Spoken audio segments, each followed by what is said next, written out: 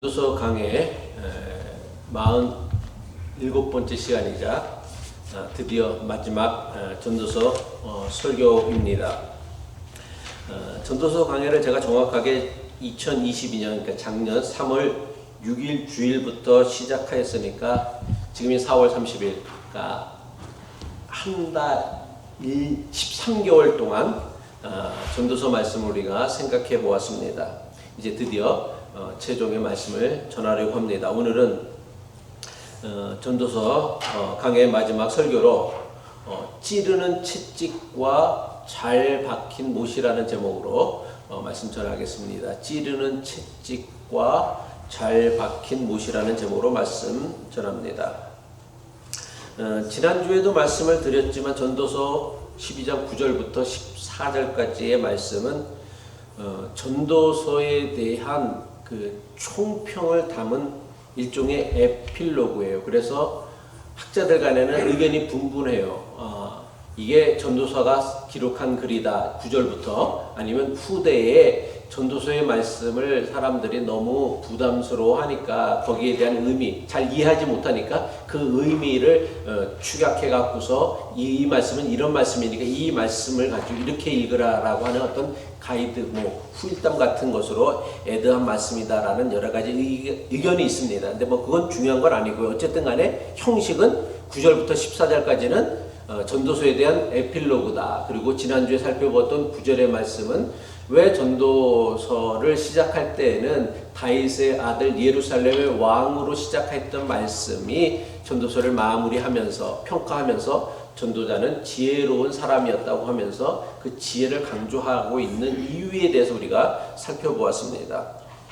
오늘 우리가 살펴보려고 하는 전도서의 에필로그는 전도자가 자기의 그 모든 힘과 능력을 다하여 아름다운 말을 구하였고 자신이 깨닫고 수집한 진리의 말씀들을 정직하게 기록하였다는 말씀으로 시작하고 있습니다. 전도서 12장 10절이죠. 전도자는 힘써 아름다운 말들을 구하였나니 진리의 말씀들을 정직하게 기록하였느니라. 여러분들은 이 말씀을 들으면서 어떻게 생각하는지 모르겠지만 사실 얼핏 생각하면 동의하기 어려운 평가이죠. 지금까지 읽어왔던 전도서에 대한 여러분들의 느낌이 어떠합니까? 기억에 남는 게 뭐예요 혹시요? 여러분 전도서 말씀 중에 기억 남는 거라고 얘기하면 아마 대부분의 사람들이 헛되고 헛되며 헛되고 헛되니 모든 것이 헛되도다. 아마 이것만 기억에 남을 거예요. 전도서를 1년 넘게 13개월을 들었는데 기억에 남는 게 이것밖에 없는데 그래서 인생에 대한 허무와 부질없음에 대한 전도서의 한탄밖에 기억에 남지 않는데 모든 것이 허무하고 헛되다고 외쳤던 전도자의 그 한탄 어린 그 전도서의 말씀에 대해 평가하기를 뭐라고 평가했냐면 이 모든 것이 아름다운 말들을 찾으려고 애썼고 세번역 성경은 이것을 아름다운 말을 사람들을 기뻐하게 하는 사람들의 마음을 즐겁게 해주기 위한 말들을 찾았고 정직하게 진리의 말씀을 전하였다, 기록하였다라고 평가하고 있습니다. 많은 사람이 전도서를요 우울하고 부정적이며 비관적인 말씀으로 오해합니다. 하지만 전도서는요 인생의 처절한 허무와 헛됨을 꿰뚫고서 우리에게 인생의 진정한 가치와 기쁨이 무엇인지를 가르쳐주는 말씀입니다. 그러니까 인생의 진정한 가치와 의미를 우리가 깨닫기 위해서는 사실 인생을 겉살아서는 헛살아서는 안 되고 그 인생이 가지고 있는 허무와 헛됨을 정면으로 대면하여서 그것을 맞닥뜨릴 때만 비로소 우리는 내 인생의 진정한 가치가 무엇이고 내 인생을 살아가는 참된 기쁨이 무엇인지를 깨닫는다. 이거를 가르쳐주는 게 바로 전도서의 말씀이라는 거예요.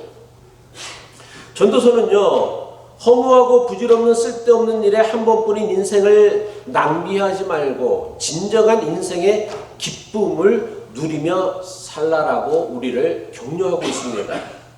그래서 전도자의 초점은 우리는 남는 거는 헛되고 모든 것이 헛되도다라는 말씀이지만 사실 전도자가 전하려고 했었던 말씀의 초점은 뭐냐면 전도 3장 12절이죠. 이제 나는 그 모든 허무와 헛됨 가운데 속에 내가 깨닫는데 기쁘게 사는 것, 살면서 좋은 일을 하는 것, 사람에게 이보다 더 좋은 것이 무엇이냐. 그리고 또 전도서 8장 15절의 말씀이죠. 이 모든 인생의 헛됨에 대하여 노래하고 난 다음에 한탄하고 난 다음에 전도자가 뭐라고 하냐면 나는 생을 즐기라고 권하고 싶다. 사람에게 먹고 마시고 즐기는 것보다 더 좋은 것은 세상에 없기 때문이다. 그래야 이 세상에서 일하면서 하나님께 허락받은 한평생을 살아가는 동안 언제나 기쁨이 사람과 함께 있을 것이다. 그러니까 전도자는 하나님께서 사람을 창조하시고 사람에게 인생을 허락하신 그 본질적인 가치와 의미에 대해서 인생을 기쁘게 살아가는 것, 행복하게 살아가는 것이다 라고 이야기하고 있다라는 것입니다. 이처럼 전도서의 말씀이 허무하고 헛된 인생의 참된 가치와 의미에 대하여 가르쳐주고 있는 참 아름다운 진리의 말씀, 정직한 진리의 말씀임에 틀림이 없습니다. 하지만 이 아름다운 장미, 사랑을 고백할 때는 항상 장미꽃을 하더라고요. 제가 예전에 우리 제 와이프 생일날 장미꽃 말고 예뻐 보이는 그 코스코에서 예뻐 보이는 이렇게 여러 꽃들이 있는 거 있잖아요. 그거를 줬더니만 좀 당황스럽게 저를 쳐다보면서 뭐 이런 꽃을 주냐고 그러더라고요. 그래서 이제 그때 깨달은 게 우리가 뭔가 사랑하는 내 마음을 표현할 때는 장미를 줘야 되는구나. 이제 그렇게 알고 있는데, 근데 장미에는 항상 뭐가 있어요? 가시가 있어요. 그럼 오죽하면 길가에 핀 장미꽃 가시 감사라는 찬양이 있을 정도예요. 무슨 이야기냐면 모든 아름다움과 진리에는 항상 고통과 아픔이 따르기 마련이다라는 거예요. 그러니까 여자들이 이렇게 가시돋친 말을 하는 이유가 있는 거야. 다 예뻐서 그러는 거야. 다 예뻐서 그러는 거야. 이해를 해야지 뭐 어떻게. 모든 아름다움에는, 모든 진리에는 항상 뭐가 달라? 고통과 아픔이 따른다라는 거예요. 그래서 전도서 12장 11절의 말씀을 보면 이렇게 기록하고 있죠. 지혜로운 사람의 말은 찌르는 채찍 같고 수집된 잠언은 잘 박힌 목과 같다. 이 모든 것은 모두 한 목자가 준 것이다. 한 목자는 하나님을 의미하는 것이에요. 오늘은 예배에 참석하지 않았는데 우리 교회 그 안찬호 집사님이 저랑 얘기를 하다 보면은 저한테 꼭 하는 얘기가 있어요. 목사님 어떻게 10번을 설교하면 10번 다 채찍만 주냐고, 채찍질만 하냐고 교인들에게. 한 번은 10번 중에 한 번은 당근도 줘야 되지 않겠냐고. 오늘 제가 당근을 안 주니까 당근을 찾으러 이제 어디 여행을 가셨나 본데. 그것도 지혜로운 방법이에요. 사실 집사람도 비슷한 얘기를 해요. 당신 설교가 너무 좀 불편하게 들릴 때가 많다라고 얘기를 해요. 그랬는데 제가 그래서 나는 한 번도 설교를 하면서 교인들을 불편하게 하려고 준비한 설교는 한 번도 없는데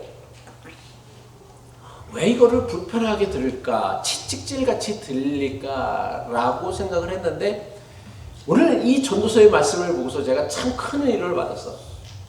전도서가 뭐라고 얘기하냐면 전도자가 아름다운 말을 구하고 진리의 말씀을 전했는데 근데 그 지혜의 말씀들은 어떻다? 찌르는 채찍과 같고 잘 박힌 목과 같다라고 얘기를 했어요. 찌르는 채찍이 뭡니까? 영어로는 고드라고 하더라고요. 고드라고 하는데 우리는 찌르는 채찍이라고 해서 채찍을 생각을 하는데 사실은 동물들을 이렇게 모를 때 끝에 이렇게 그 뾰족한 그 창살 같은 게 있어서 동물을 이렇게 찔른대요. 그러면 동물들, 가축들이 딴 데로 도망가지 못하도록 아주 강력한 아픔을 주는 그 도구래요. 뭐 로마 병정들이 사용했던 채찍도 아니면 동물들을 사용했을 때 채찍들의 모습도 보면은 끝에 이렇게 날카로운 쇠코챙이가 있어갖고서 이렇게 채찍질하면 채찍이 아픈 게 아니라 채찍 끝에 박혀있는 그 가시가 옛날에는 동물들을 가축들이라고 참 함부로 막 했던 것 같아요. 근데 성경이 뭐라고 하냐면 지혜로운 사람의 말은 뭐와 같다? 찌르는 채찍과 같다라고 얘기를 하고 있어요. 지혜자의 말은요, 지혜로운 사람의 말은요, 달콤하거나 부드럽지 않습니다. 달콤하고 부드러운 말들은요, 대부분 누가 해요? 예? 그렇지, 사기꾼. 그 얘기 들으려면 사기꾼 찾아가면 돼. 주로 사기꾼들이 달콤하고 부드러운 말로 우리를 어떻게 하기 위하여? 유혹하기 위하여, 꼬드기기 위하여 달콤하고 부드러운 말. 사기꾼이요, 날카로운 말을 하는 일이 없어. 찌르는 목과 같은 전곡을 찌르는 얘기를 하진 않아. 다 달콤해. 다 잘 될 거래. 다 좋은 거래.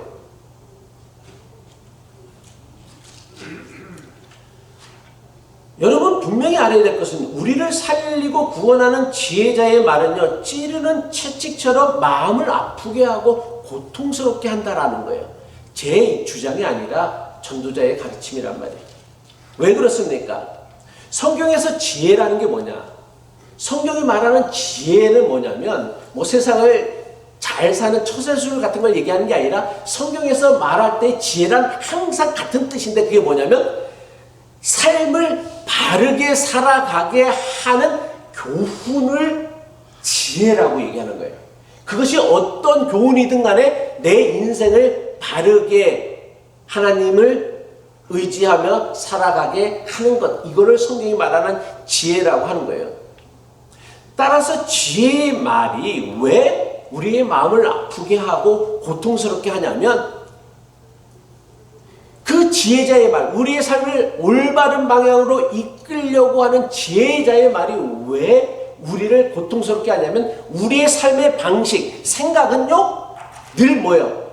하나님이 가르쳐주신 방향과는 다른 방향으로 가기 때문이에요. 양을 치는 목자나 소떼를 이끄는 목자들이 왜 고도와 같은 날카로운 그 창 같은 걸로다, 채찍으로다 동물들을 찌르겠어요? 가축들을 왜 찌르겠어요? 다른 길로, 원치 아니한 나쁜 길로 가기 때문이다라는 거예요.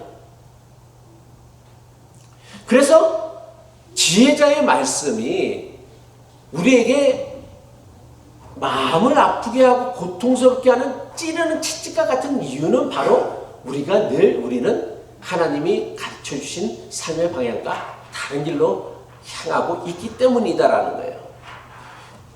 그래서 지혜의 말씀은 우리의 인격과 삶을 훈련하고 단련하여 이전보다 더 아름답게 만들기 위해 찌르는 뾰족한 훈계의 기능이 성경 말씀에, 지혜자의 말씀에 있다라는 거예요.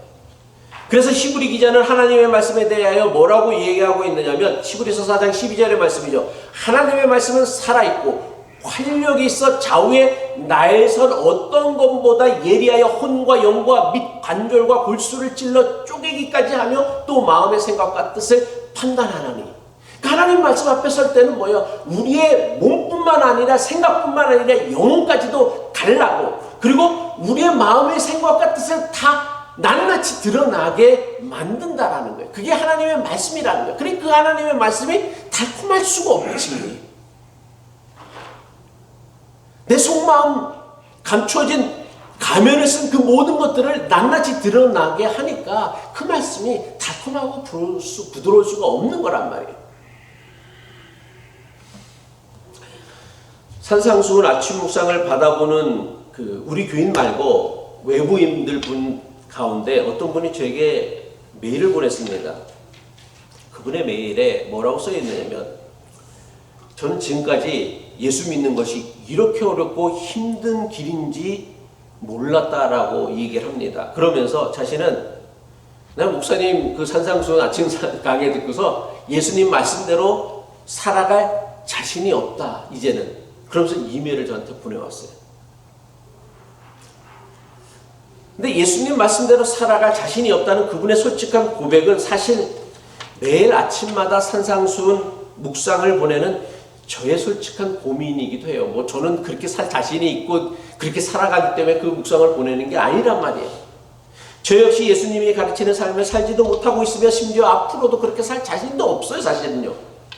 하지만 입은 떨어졌어도 말은 똑바로 하라는 속담처럼 비록 제가 그렇게 살지 못하고 있으며 앞으로 그렇게 살 자신이 없다고 해서 예수님의 가르침을 왜곡하거나 외면하거나 제멋대로 합리화해서는 안 된다라는 거예요. 그러니까 내가 그대로 살 자신도 없고 살아가지도 못하지만 최소한 제 양심에 내가 그렇게 못 산다고 해서 그 예수님의 가르침을 왜곡하거나 외면하거나 아니면 내 멋대로 합리화하고 싶지는 않다라는 거예요. 도무지 따르기 힘든 예수님의 말씀에 거부감이 들기도 하고 말씀대로 살아가지 못하는 제 자신을 보면서 괴로움에 사로잡히기도 합니다. 하지만 비록 예수님의 말씀대로 살지 못하고 앞으로 그렇게 살 자신이 없다고 해서 예수님 말씀이 주는 그 괴로움마저도 외면하려고 해서는 안 된다라는 거예요. 한국에 그 거창고등학교라고 있어요. 그 학교의 교훈이 뭐냐면 여호와를 경외하는 것이 지식의 근본이다라는 그 기독교 이념, 기독교 신앙을 가지고서 세워진 사립고등학교가 있는데 그 학교가 유명해진 이유는 뭐냐면 그 학교에는 직업 선택 10개라는 게 있어요. 그래서 학교 뭐 교정에도 붙어 있고 아마 교실에도 나는 안 가봤으니까 모르겠는데 붙어 있대. 여러 군데 붙어 있대.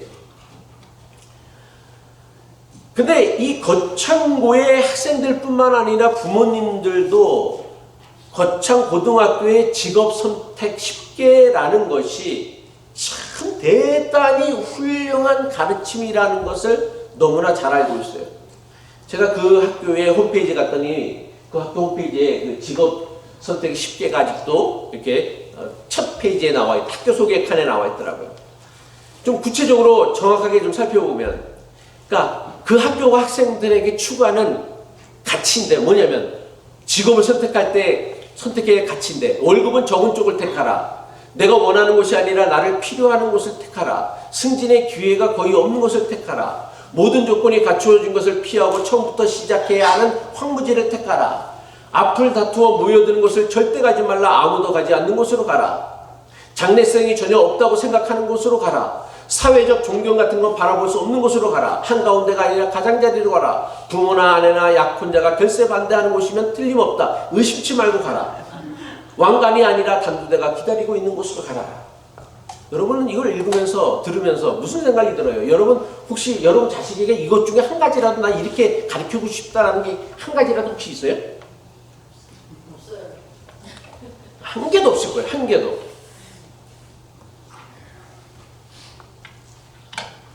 이거를 고등학교에서 학생들에게 읽게 하고 가르친다라는 게 난 너무 충격적이었어요.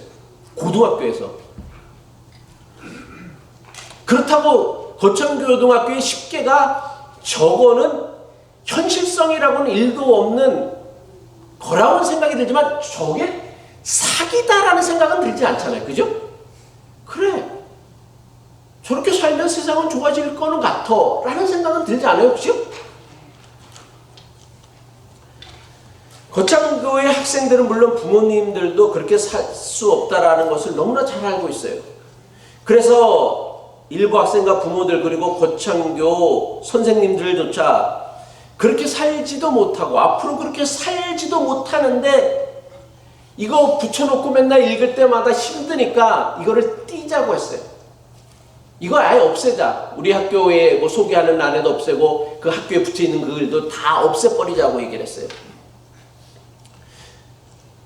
뭐 제가 이걸 소개하는 거는 이거가 좋다 이렇게 해라라고 하는 게 아니에요. 이거 누가 할 수 있겠어요. 저도 여러분들에게 얘기 못하는데 목사인 저도 못하는데 이걸 고등학교 학교의 학생들에게 가장 정말 그 세상 그 성공에 대해 목말라하는 애들한테 이런 걸 가르친다라는 게 난 참 너무 충격적이었는데 이건 말도 안 되는가 띄자라는 의견들이 있었어요. 그러자 이 직업 선택 10개를 만든 전성원 선생이란 분이 이렇게 대답했다고 합니다. 나는 이걸 소개하려고 이걸 소개한 거예요. 물론 대부분 선생님과 학생들이 그렇게 직업을 선택하지도 그렇게 살지도 못한다는 것을 제가 너무나 잘 압니다. 하지만 그런 사람이 10년에 단 한 사람만 나와도 이 직업 선택에 10개는 붙여놓을 충분한 가치가 있다고 생각합니다. 이것을 볼 때마다 괴로워하면 되지 내가 그렇게 하지 못한다고 떼라고 할 수는 없습니다. 라며 이 직업 선택 10개를 떼어버리고 포기하자라는 학생과 부모들, 일부 선생님들의 요구를 단호하게 거절했다라는 거예요. 나는 이 말씀이 참 감동스러웠어요. 이것을 볼 때마다 괴로우면, 힘들면 그냥 힘들어하고 괴로워하면 되지 내가 그렇게 살지 못한다고 해서 그것을 띄자고 하는 것은 아주 비겁하고 부당한 일이다라는 이 선생님의 말씀이 참 너무 감동적이었어요. 내가 받아들이기 힘들다고, 내가 그렇게 살 수 없다고, 기독교인이라면 마땅히 추구해야 하는 가치마저도, 믿음마저도 생각조차 하지 않으려는 것은요, 기독교인으로서 매우 비겁한 생각이며 태도라는 거예요. 우리는 어떻게 해야 되느냐? 예수님의 가르침이 힘들면 힘든 대로, 고통스러우면 고통스러운 대로 그 마음의 짐을 좀 지고 가야 되는데 우리는 예수를 믿는다고 하면서 예수를 그리스도라고 하면서 그 예수님의 가르침조차도 그 부담스럽고 힘들고 고통스럽다고 그 짐마저도 지려고 하지 않는다라는 거예요. 솔직하게 말하면 예수님을 믿는 신앙의 진정한 고통, 어려움은요 예수님 말씀대로 살지 못하는 고통이나 두려움이 아니에요. 왜냐하면 예수님 가르침대로 완벽하게 살 수 있는 사람 세상에 하나도 없어요. 저도 마찬가지고 여러분도 마찬가지예요. 또한 예수님 역시 우리에게 완벽한 삶을 요구하시지 않습니다. 따라서 기독교 신앙의 진짜 어려움은 뭐냐면 예수님 말씀대로 살아가지 못한다는 자책감의 괴로움, 그 괴로움을 우리는 최소한 감당해야 되는데 그 고통이 너무 부담스러우니까 그 고통마저 지지 않으려고 하는 거예요. 그러니까 달콤하고 부드러운 목사의 설교를 교인들이 요구하고 원하는 거란 말이에요.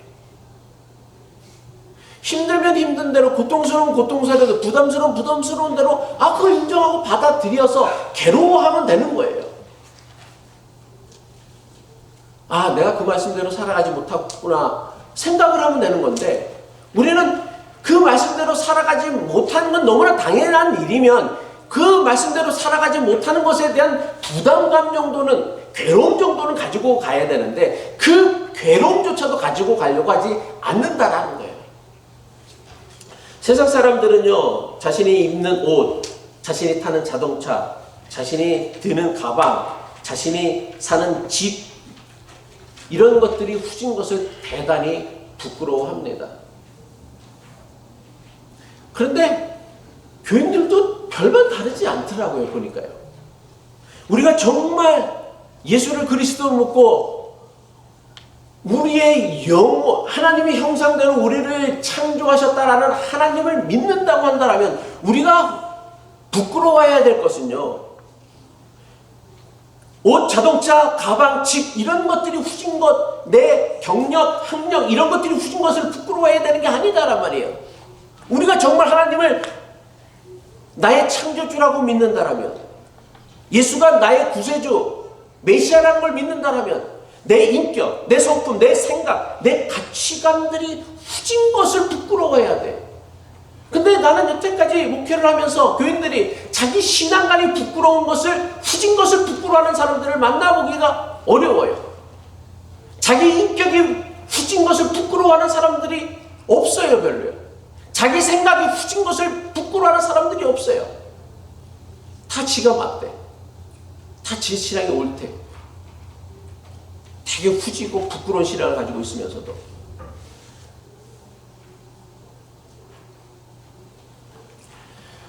아무리 힘들어도 예수님의 가르침대로 살지 못한다는 괴로움이나 자책감을 우리가 벗어버려서는 안 돼요. 찌르는 채찍과 같은 예수님의 말씀을 우리가 붙잡고 괴로워하다 보면요, 어느 순간 이것이 내 인생에 뭐가 되냐면 잘 박힌 못과 같은 말씀이 되어지는 거예요. 여러분, 못을 왜 박아요? 고정하려고 받는 거란 말이야. 고정하려고.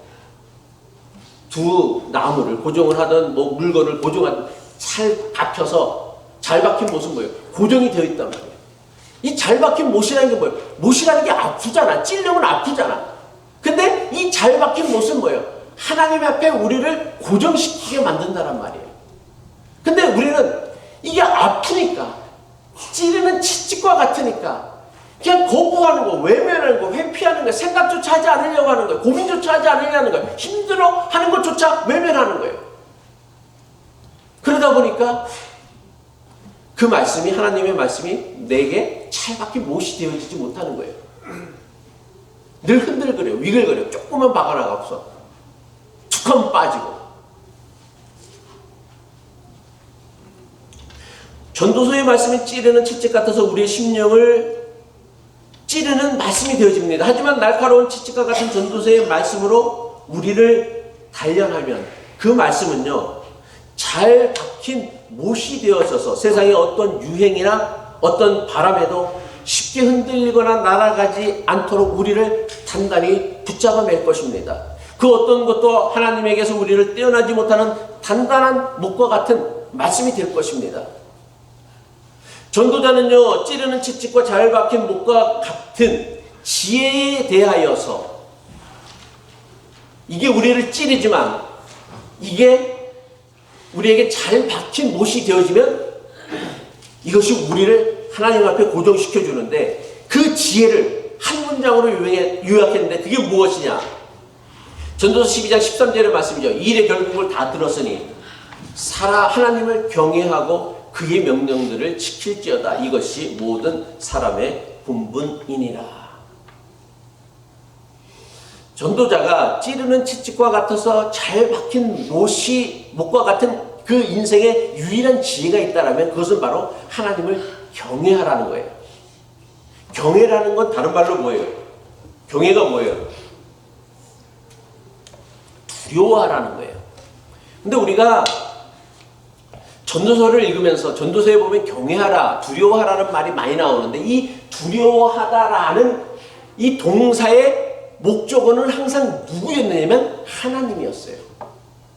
그러니까 전도서는 그 인생에 많은 부질없고 두려워해야 고통스럽고 힘든 일들이 많이 있겠지만 우리가 두려워해야 할 것들이 단 한 가지가 있는데, 그게 뭐다? 하나님을 두려워하라는 거예요. 하나님을 두려워할 줄 아는 사람은 세상의 모든 것 두려워할 줄 모르는 사람, 하나님을 두려워할 줄 모르는 사람은 세상의 모든 것들이 다 우리의 두려움의 대상이 되어져요. 그래서 매월 내는 페이먼이 다가오면 두렵고, 인간관계가 두렵고, 건강이 두렵고, 죽음이 두렵습니다. 그야말로 인생사 모든 것들이 다 두려움투성이에요. 하지만 하나님을 두려워할 줄 아는 사람은요, 세상의 모든 두려움으로부터 비로소 자유를 누릴 수 있다란 말이에요. 그래서 전도자는 그 모든 지혜의 핵심으로 한 가지 결과, 모든 말씀의 결론은 이것이다. 그것은 바로 하나님을 경외하며 살아가는 것.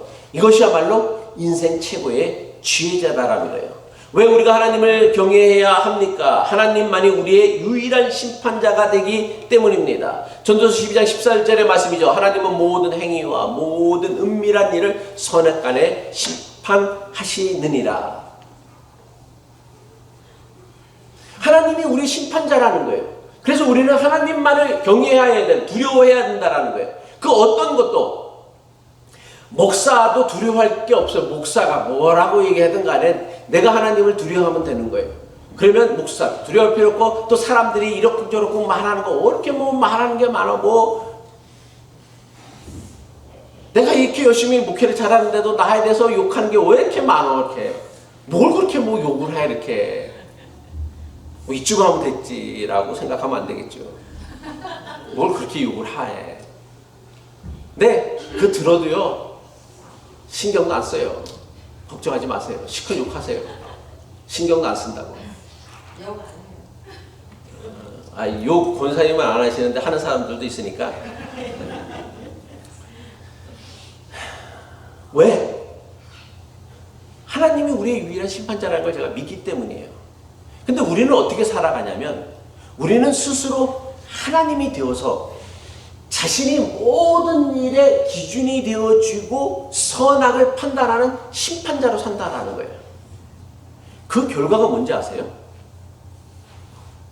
자신에게 잘하는 사람이나 유리한 것은 선한 것이 되어지고요. 자신에게 못하는 사람이나 손해가 되는 것은 악이라고 여기는 거란 말이에요.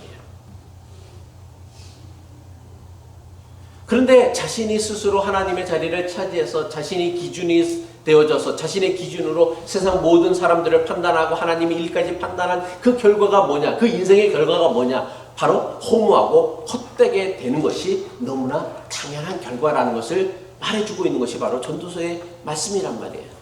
말씀을 마칩니다. 하나님을 경외한다라는 것, 이게 뭐예요? 다른 거 아니에요. 내 인생의 기준과 주도권을 하나님 앞에 돌려드리는 거란 말이에요. 내가 하나님이 아니다라는 걸 깨닫는 거예요.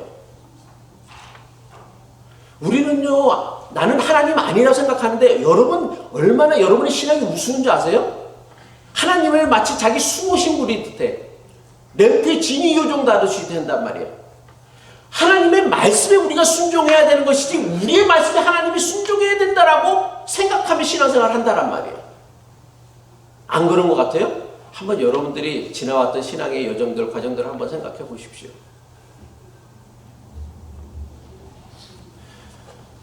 여러분, 우리가 분명히 알아야 될 것은요, 하나님의 계명을 지키라고 했어요. 하나님을 경외하라. 그것은 곧 하나님의 계명을 지키는 것이다 얘기했는데, 하나님의 계명을 지킨다라는 것, 우리가 하나님의 계명을 지킨다는 것, 우리가 하나님의 말씀에 따라 순종하며 살아간다라는 것, 이게 뭐를 의미하냐면 피조물 본연의 자리로 돌아가는 거예요. 내가 하나님이 아니라 하나님과 같아지려고 했었던 그 선악과를 먹었던 그 원죄로부터 우리가 벗어나서 내 자리, 나는 피조물이다라는 피조물의 본연의 자리로 돌아가는 거란 말이에요.